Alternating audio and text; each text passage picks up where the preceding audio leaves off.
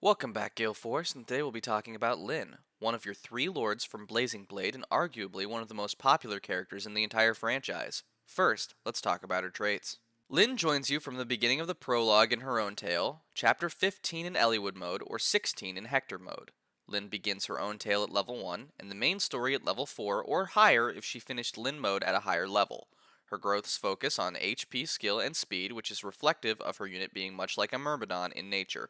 She supports with Eliwood, Hector, Florina, Wrath, Kent, Will, and Wallace, and her affinity is Wind.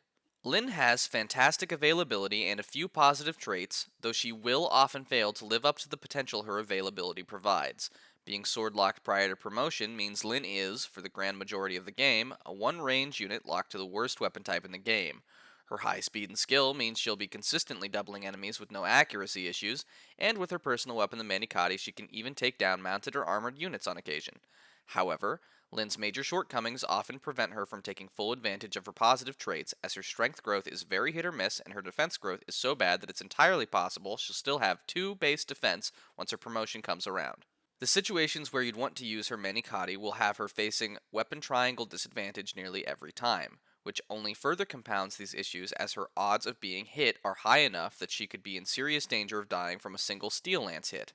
Furthermore, with Lyn being a game over condition, many players would rather opt not to use her at all on chapters where she isn't required.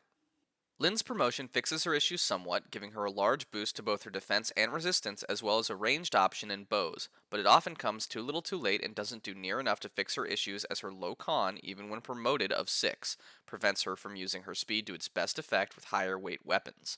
This is before mentioning she only starts with a D rank in bows and will remain a footlocked unit.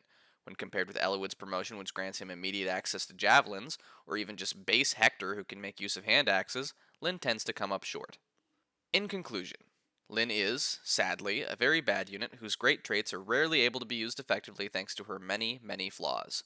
Thank you so much for watching. Please don't forget to like and subscribe, and click the bell if you'd like to get notified when I post a new video. Also, a reminder that our community Discord is now available for all who want to join. The link for that, as well as my other socials, will be in the description down below. A special thank you to patron 60 Sweep and Gorilla Danny for subscribing at the Paladin tier. I'd really appreciate if you checked out the links in the description if you can, but otherwise, have a great rest of your day.